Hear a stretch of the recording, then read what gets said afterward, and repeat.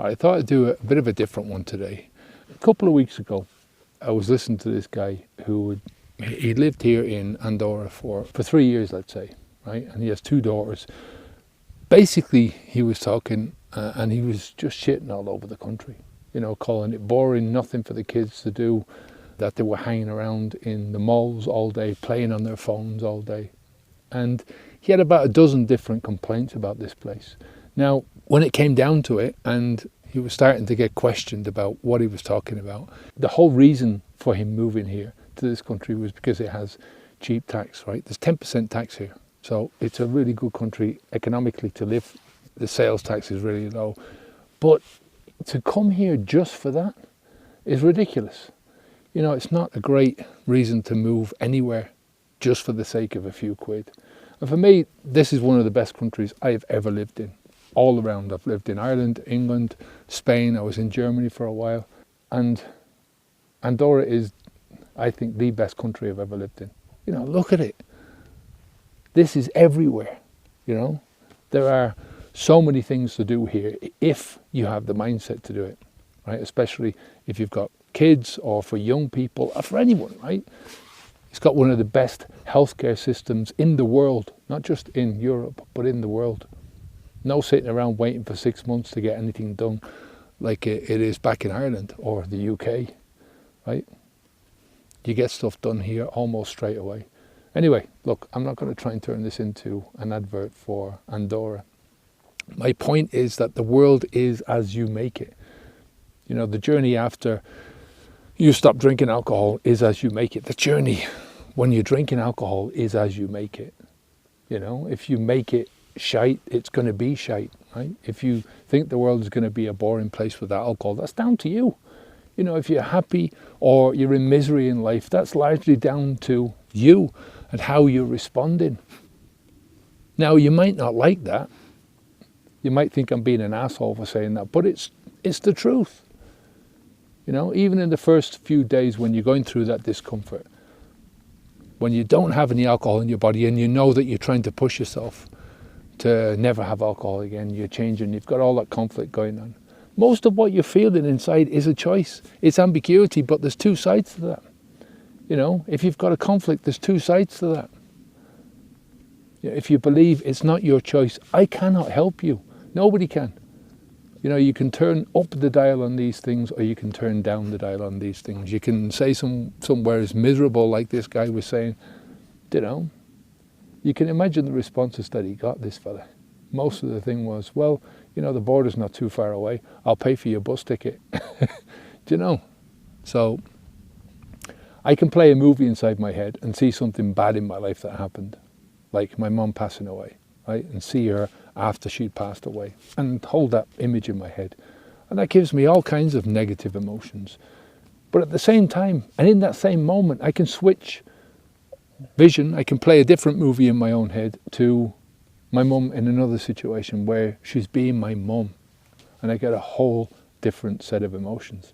You see the difference? I'm controlling what I see.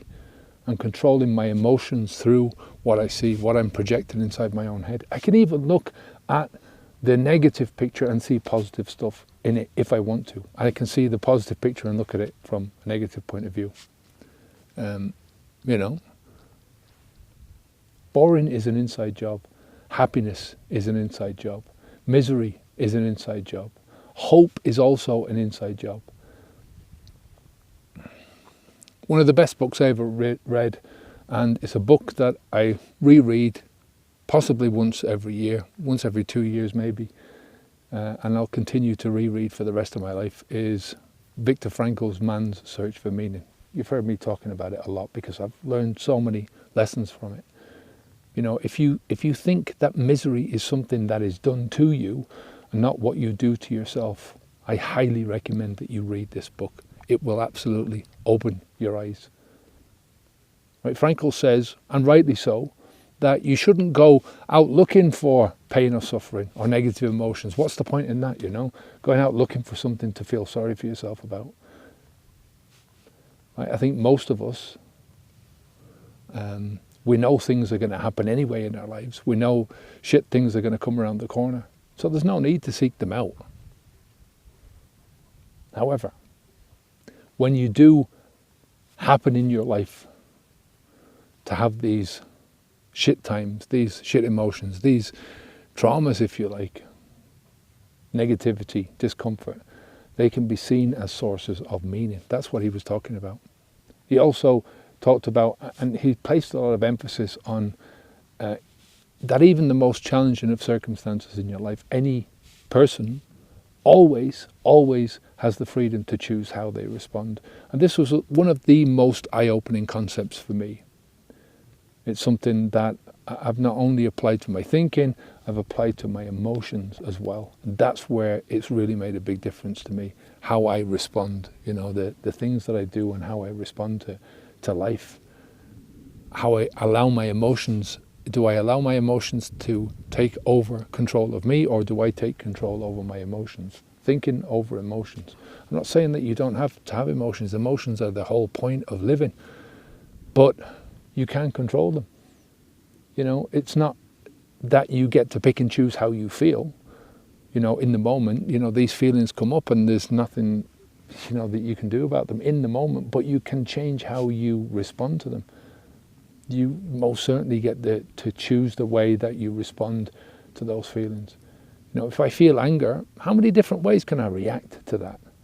How many different ways can I respond? I can lash out, right? I can lash out physically, I can lash out verbally, I can bottle down all the emotions and let them fester inside of me and do nothing about them. I can calm myself, think rationally through these things and choose what's the best way of dealing with them. Dealing with the anger without increasing or escalating the anger out of control. And look, I can also choose what I get angry about, which is a big lesson. I stopped looking at the news years ago because it was making me angry about things that I couldn't control. So, as I said earlier, we don't go looking for trouble in life. We don't have to. Life is going to bring enough of that trouble to us, right? Enough pain, enough negative emotions. But I also choose to see my emotions as signals to take action. Of course, the signals are open to interpretation, right? And it's taken a long time for me to interpret these signals in a way that doesn't hamper me, that still moves me forwards in some way, even if it's only in a tiny way, even if it's only as a lesson that I've learned and that I'm going to apply now the next time. Maybe even if I don't apply it the next time, it's still in there and, I can make efforts to apply it the next time, right? So, Frankl had a name for these and I can't remember what it was. I think it was something called attitude values. And he's talking about the standpoint that you take over the inevitable suffering in your life.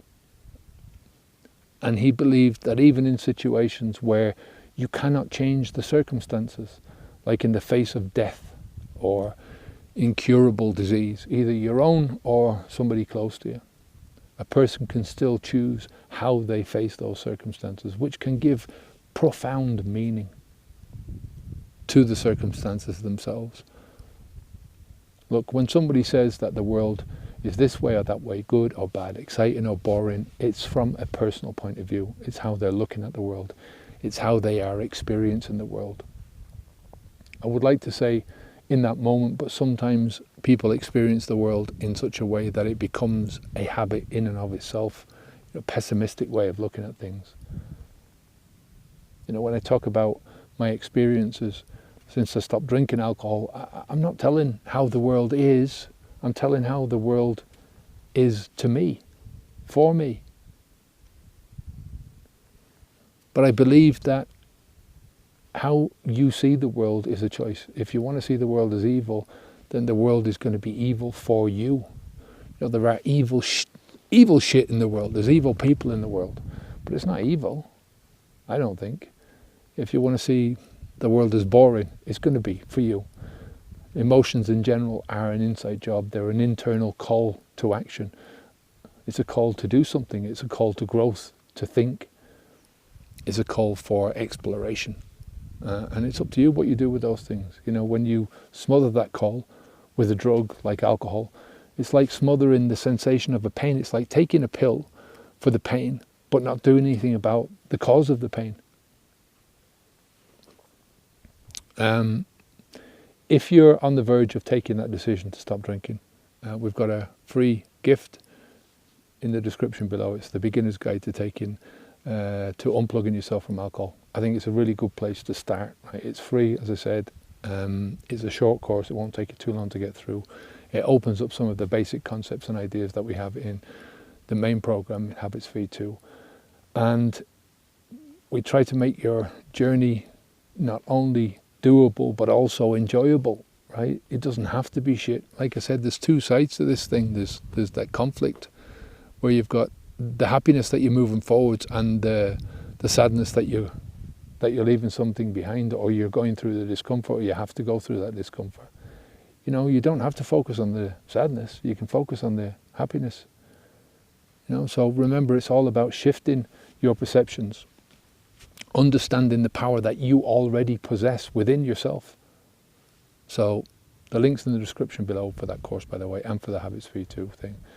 In the end, what you shape in your life is a process of your thinking and your emotions and how you deal with those things. So when you unplug from any big habit, when you unplug from the alcohol habit, whether you see your life as a blank page waiting for you to create this fantastic journey for yourself, or you see it as a void waiting to consume you, you know, this is a choice that you make. The world might be the same, but how you choose to perceive the world, especially when we're talking about unplugging from alcohol, you know, can drastically change your experience. Take care for now. Speak to you in the next one. Onwards and upwards, eh? Bye now.